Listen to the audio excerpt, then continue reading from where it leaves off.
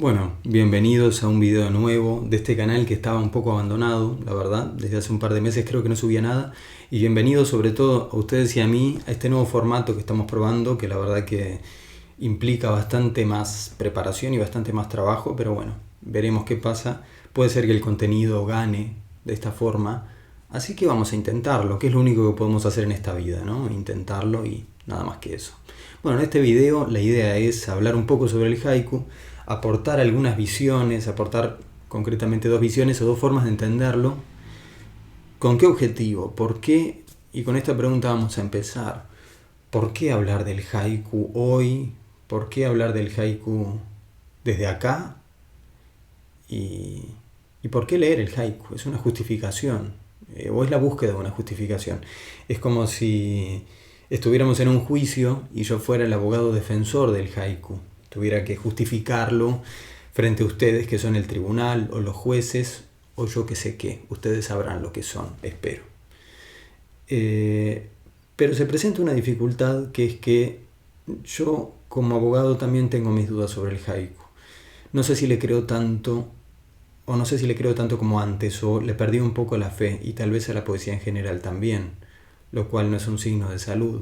Pero tal vez estoy siendo fatalista, tiendo a eso, así que no nos preocupemos por ahora y sigamos adelante. Bueno, para empezar expliquemos un poquito qué es el haiku. Muy brevemente, el haiku es un tipo de poesía de origen japonés, es decir, estamos ubicados en Oriente. Se origina en el siglo XVI, XVII, se va popularizando siglo XVIII, XIX, a partir de distintos autores que van revisando un poco también qué se entiende por haiku, qué formas tiene, qué formas puede tener. Surgen otras variaciones, surge la tanka, surge el senryu, que es un haiku que trata sobre otros temas distintos a la naturaleza, como debía tratar originalmente, se supone, y en un momento llega a Occidente.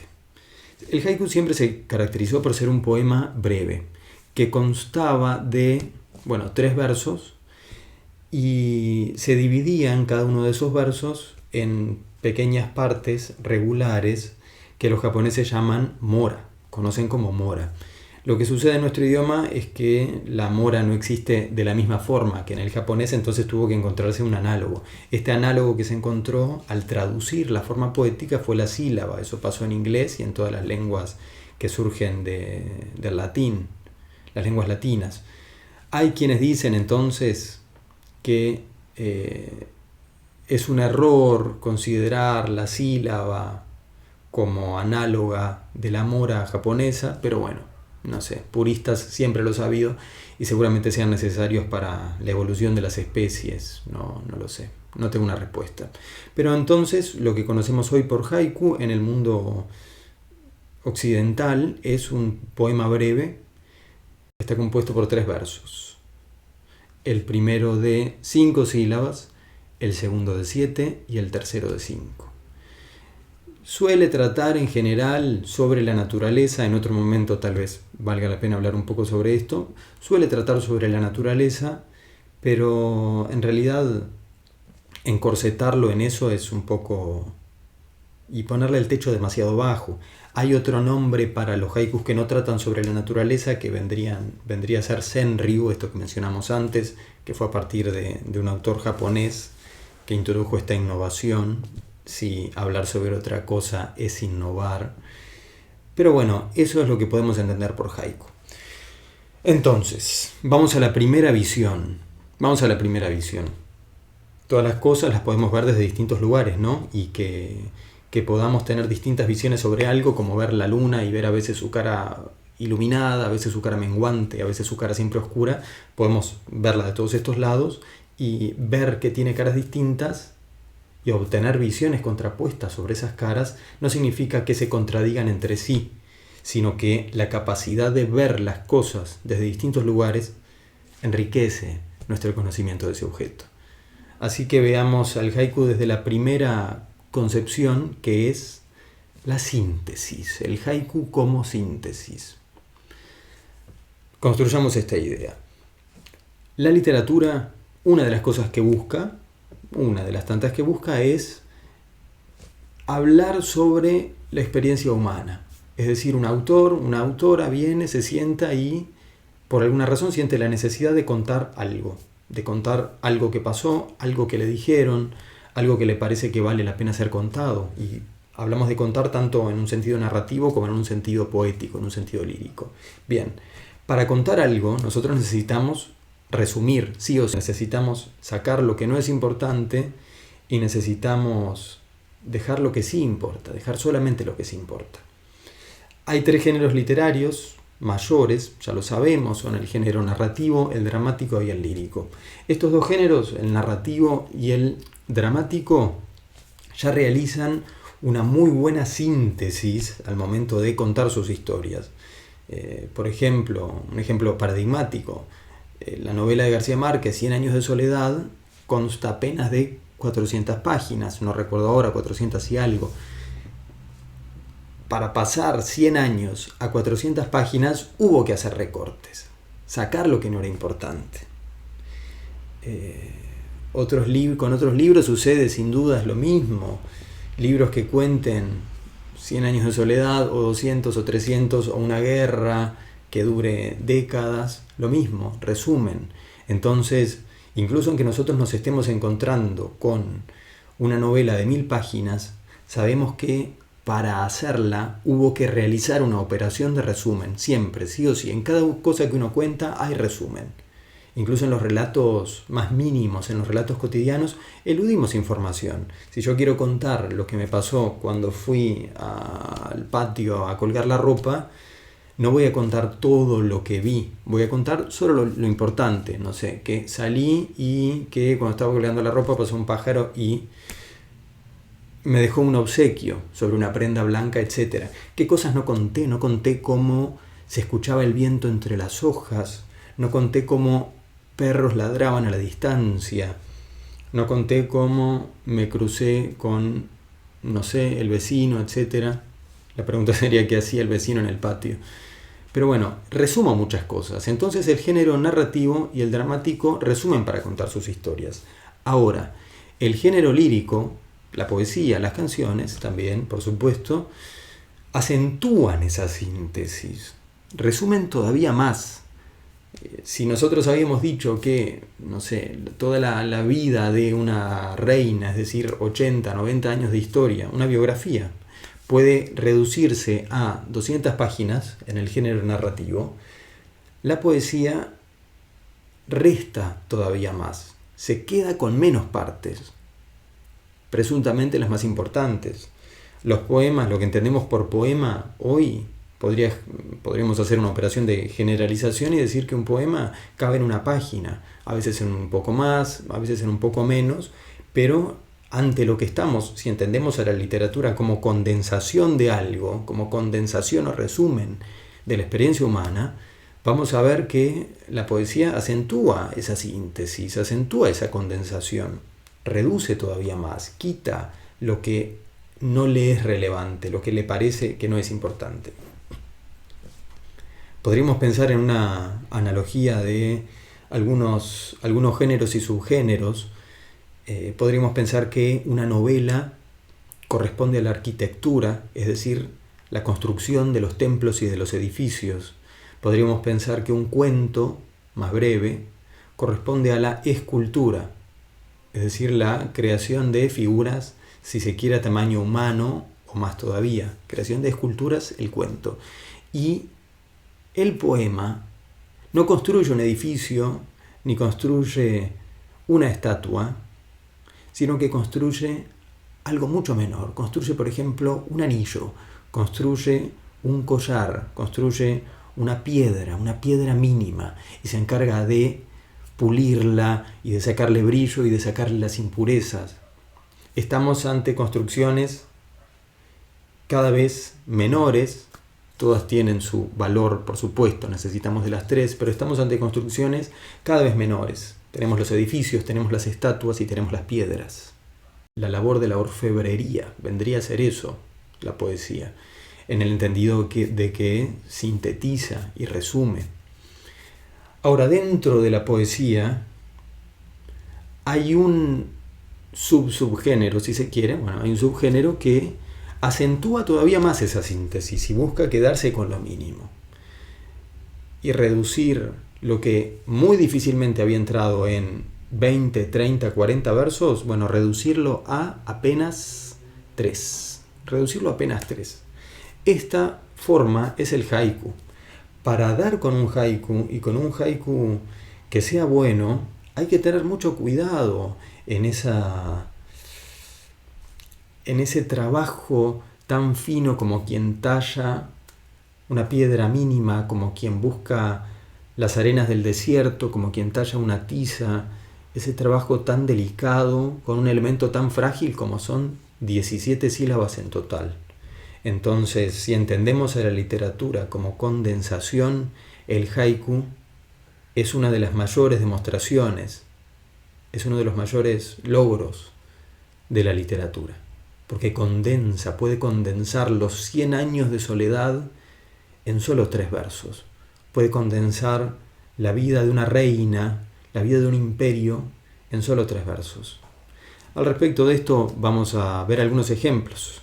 Tengo acá un par de libros que contienen varios haikus. En general, por suerte, considero que esto es algo bueno. En general, la mayoría son de autores uruguayos. Uno tiene que leer, por supuesto, en primer lugar a los que tiene acá a la vuelta. Leer a los clásicos es importante, pero no descuidar por eso a sus hermanos, y a sus padres, a sus primos, a sus amigos, etc. Es decir, leer a los que viven cosas parecidas a uno mismo. Veamos, por ejemplo, un haiku de Borges, que me parece espectacular, que escribió muchísimos poemas, pero pocos haikus.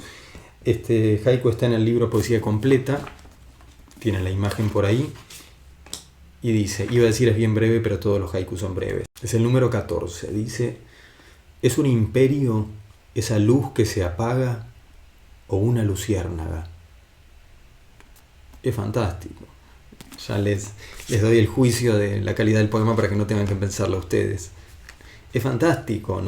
Ven cómo nos está resumiendo en apenas 3 versos cientos o miles de años de historia, y además plantea esta pregunta o esta visión metafísica de, al final, cuánta importancia tiene lo que hacemos, cuánto perdura lo que hacemos, y nos muestra en última instancia igual de caducos como las hojas de los árboles que cambian en cada estación. Ya lo dijo Homero. Pero ven que dice, ¿es un imperio esa luz que se apaga o una luciérnaga? Los imperios, algo tan inmenso como los imperios, de los que podríamos tener miles de páginas de novelas, es algo tan minúsculo como la luz titilante de una luciérnaga, ni siquiera como la de una estrella, en la que se intuye al menos algo inmenso. No, como la luz mínima de una luciérnaga. Es fantástico. Ese es el resumen que encontró Borges. Esa es la calidad de resumen que encontró Borges. Veamos otros ejemplos para dinamizar un poco y poner un poquito hacerlo un poco más ilustrativo. Acá tenemos un haiku que es de Leonardo de León, del libro El hacha del bufón. Este haiku es un poco más filosófico. Ahora vamos sobre eso otro. Dice, un parpadeo. Perdemos un instante, tal vez perfecto. Vemos con esto que el haiku implica una gran atención, implica una actitud de contemplación, más que de observación, una actitud de contemplación, una atención sobre las cosas que están pasando. Lo que dice es fantástico. En un parpadeo, en lo que dura un parpadeo, nos perdemos un instante que es posiblemente perfecto, nos perdemos una visión que tal vez era perfecta. ¿Cuántas veces al día parpadeamos? ¿Cuántos instantes perfectos nos perdemos por el acto tan cotidiano y tan ordinario de parpadear? Veamos algún otro haiku. Veamos uno de Leonardo Rociello Ramírez, autor uruguayo también, que vive fuera de nuestro país desde hace muchos años. Este también, seguimos con los filosóficos. Este dice, en algún bosque cae una hoja casi imaginable. Retoma esta idea de si un árbol cae en un bosque solitario y nadie lo escucha, ¿ese árbol cayó? O si nadie pudo percibirlo, entonces se puede decir que no cayó. Es un tema epistemológico, un tema que habla sobre la realidad de las cosas y sobre el conocimiento y sobre la existencia de las cosas. Es decir, si nadie percibe lo que pasa, ¿eso sucede? Y acá lo que dice Leonardo es retomar eso, ¿no? En algún bosque cae una hoja casi imaginable. Y esto es solo una visión que se puede tener sobre este haiku, pero podría verse desde otros lados. Yo lo relaciono inmediatamente con esa idea, una hoja casi imaginable, como el árbol casi imaginable o inimaginable que cae en el bosque, el árbol de Schrödinger.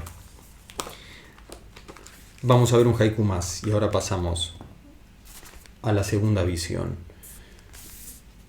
Esto es una serie de 3 haikus de Alfredo Fresia, poeta nuestro que también estuvo exiliado, él en Brasil, a quien queremos mucho, del libro Última Thule. La serie de haikus se llama Aves. Dice: como las aves, Moisés tartamudea, gorjeo de Dios. No trinan, graznan, son aves sin destino, emigran, mueren. Y el tercero: así los hombres cantan una estación como los tordos. Los tordos son un tipo de pájaro, ¿no? Es espectacular también. Primero nos compara con los pájaros, compara nuestras palabras con un gorjeo, pero no cualquier gorjeo, es decir, no cualquier sonido o canto de pájaro, sino uno muy especial, que es el gorjeo de Dios, es decir, las palabras humanas, las palabras habladas, estas cosas que ahora estoy intentando decir y que ustedes están intentando escuchar. No es poca cosa, es el gorjeo de Dios. Y al final, esta visión que es muy similar a la de Borges, así como los imperios son como las luces de las luciérnagas en una escala cósmica, nosotros apenas cantamos una estación como los tordos. Duramos una estación, cantamos una estación. No más que los tordos, aunque nuestro gorjeo sea divino, aunque nuestro gorjeo sea de Dios, no dejamos de cantar durante una sola estación. Vamos a la segunda visión, no ya el haiku como condensación y como resumen de la experiencia, sino el haiku en una visión que defienden un poco más los puristas del haiku, esta visión más acérrima, más rancia, de que el haiku debe hablar sobre la naturaleza, o al menos debe demostrar un estado casi espiritual, casi místico si se quiere, de contemplación. Acá la palabra importante sería contemplación. Esto se relaciona con cierta religiosidad, o si se quiere mejor, con cierta espiritualidad. Esta idea de que en todo lo que vemos, si pasara una mosca, una abeja delante mío, detrás mío, en todo lo que vemos, en todo lo que sucede, hasta lo más minúsculo, podemos ver al resto de la existencia. Es decir, esta abeja que pasa, esta mosca que pasa, es una demostración de un proceso inmenso de evolución, de ingeniería, de física, en última instancia de divinidad, que todas estas tal vez son palabras que son sinónimos o que utilizamos como eufemismo de divinidad. Entonces, partiendo de esa visión espiritual, de esa visión filosófica, se entiende esto, se entiende que todo lo que sucede en el mundo es una demostración, es una realización de lo divino. No lo divino en una visión primitiva, voy a usar esa palabra, me la voy a jugar, no en una visión primitiva de el Dios tal o el Dios cual, sino lo divino en un sentido más empírico, en un sentido más maduro. Con esa palabra me la jugué de vuelta, en un sentido más maduro, en un sentido de que lo divino no necesita de ningún nombre en específico. No necesita de ningún nombre en específico. Entonces, cuando nosotros consideramos esto, nos damos cuenta, bueno, hay muchas frases, muchos lugares comunes sobre esto, pero nos damos cuenta de que puede haber milagros todos los días, el milagro de cada día. ¿Cuál es el milagro de cada día? Bueno, puede haber muchísimos, alcanza con que uno esté atento.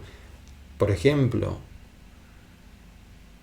que en un momento salgan volando una bandada de pájaros, un grupo de 3 pájaros, que cruce una abeja, que el sol se asome entre los edificios, que el viento mueva las hojas y esas hojas interactuando con el sol generen una sombra en la vereda y que a través de esas sombras viajen las hormigas cargando los restos de las hojas que dejó el otoño. El haiku es simplemente un ejercicio de la contemplación en este sentido. Es un ejercicio de meditación y es un ejercicio de darnos cuenta de qué lugar ocupamos en el mundo. Y es el lugar de otros participantes que deben vivir y deben cumplir su misión del mismo modo que la abeja, del mismo modo que el árbol, del mismo modo que la hormiga. Entonces, para escribir un haiku, uno tiene que estar en primer lugar, desde esta visión, en silencio. Tiene que estar atento, tiene que observar, tiene que contemplar. Esto es contemplar. Poner toda la atención en el lugar en el que está uno ahora. Y por eso también, pero esto es otra idea, vamos a incluirla apenas como un paréntesis, por eso también es muy importante para Occidente, tal vez el haiku hoy, Occidente que tiene tanta experiencia en la alienación, ahora Oriente también y desde hace un tiempito también, pero nosotros estamos un poco enfermos de alienación. Esta cuestión de que vivimos ansiosos, digamos, si somos melancólicos es porque tenemos exceso de pasado, y si somos ansiosos o sufrimos de ansiedad diagnosticada es porque tenemos exceso de futuro. Bueno, ¿y el presente dónde está? ¿El presente dónde queda? Hay poemas sobre eso. El propio Leonardo Rosiello tiene poemas sobre eso. Entonces, el haiku, el ejercicio del haiku, y acá viene su señoría, creo que la principal justificación actual y mi mayor convicción sobre por qué el haiku merece atención y merece la libertad y merece andar libre por las calles, es que es capaz de funcionar como un remedio contra algunas de nuestras enfermedades. Por ejemplo, estas dos, la melancolía y la ansiedad, porque nos permite y hasta nos obliga, nos exige vivir en el presente. Esta cuestión, este lugar súper común, súper visitado de vivir en el presente y de vivir el día a día y no sé qué más, bueno, es algo importante, sí, claro, por supuesto, por eso todos lo dicen, pero bueno, la gran pregunta es cómo lograrlo. Está bien, ya sé que tengo que vivir en el presente, pero ¿cómo hago? Bueno, una de las formas es ejercer la contemplación. ¿De qué forma? A través de el ejercicio del haiku. Vamos a decir no la escritura del haiku, sino el ejercicio del haiku, que es algo más completo, porque el ejercicio del haiku puede ser tanto la escritura, si uno quiere, cualquiera puede escribirlo, puede ser la lectura y puede ser esta simple, nada simple, actitud de contemplación, de estar presente en el momento, ver qué cosas pasan, démonos cuenta de que suceden milagros todo el tiempo. Hay quienes dicen que, Dolina lo dice citando a algún otro, que los milagros son cosas que siempre sucedieron en el pasado y que los milagros de antes siempre fueron mejores que los del presente. Olvidémonos de esta cuestión del milagro como aquel a quien le van a cortar la cabeza y la guillotina falla y la hoja no termina de caer y pasar su filo por nuestro cuello. Olvidemos esta concepción del milagro como la mano que salva a ese hombre o esa mujer que estaba a punto de ser quemado en la hoguera. No, el milagro es otra cosa. Esos son cuentos preciosos, nos encantan, pero el milagro es otra cosa. El milagro sucede más allá de los libros sagrados. El milagro sucede todos los días. Y una forma de contemplar esos milagros, es decir, de combatir nuestra infelicidad patológica, es la contemplación, es la experiencia, la experimentación del tiempo presente y es, en definitiva, el haiku. Veamos algunos haikus más para cerrar con esta idea tan contundente. Vamos con un haiku filosófico más, sentimental incluso, más bien, que es de Leonardo de León de nuevo. Este haiku dice: te fuiste a tiempo, te salvaste de un mundo sin tu presencia. Un haiku del libro El Santo Horror. Y vamos a cerrar con algunos haikus que respetan este precepto original al que hay que escuchar sin la actitud del purista, sin la actitud del que piensa que las cosas no cambian y que ignora que él mismo cambia. Sin esa actitud. Veamos estas dos visiones que hemos presentado hoy, y las hay muchas más, pero veamos estas dos no con la actitud del que prefiere quedarse solo con una, sino con la actitud del que se da cuenta de que conocer nuevos caminos es poder llegar a nuevos sitios, y quien se da cuenta que llegar a una tierra no significa quedarse para siempre en esa tierra,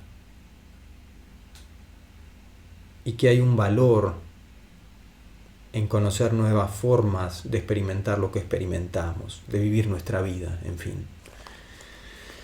Estos haikus, este haiku que voy a leer ahora, tal vez va a ser algún par, son de Masaoka Shiki, por supuesto japonés. Es un libro muy lindo, una edición preciosa de Galaxia Gutenberg, que se llama Haikus y Kakis. Son traducciones, dice, versiones de Andrés Sánchez Robaina y de Masafumi Yamamoto. Veamos. Podría proponerles un ejercicio, podría decirles: intenten cerrar los ojos e imaginarse estas escenas. Ustedes sabrán lo que hacen.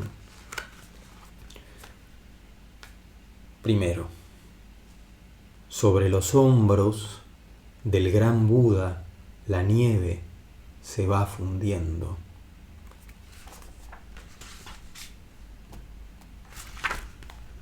Labra su campo, sin saber que fue un día un lugar célebre.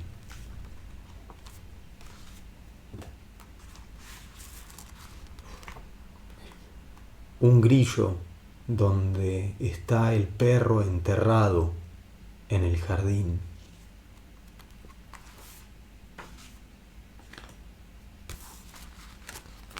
Y el último, después de haber puesto una vela al dios, un ciervo brama.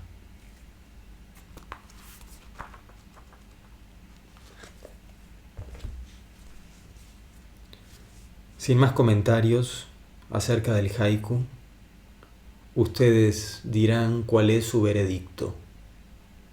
Yo lo defendí frente a ustedes y frente a mí lo mejor que pude. Lo mejor que pude.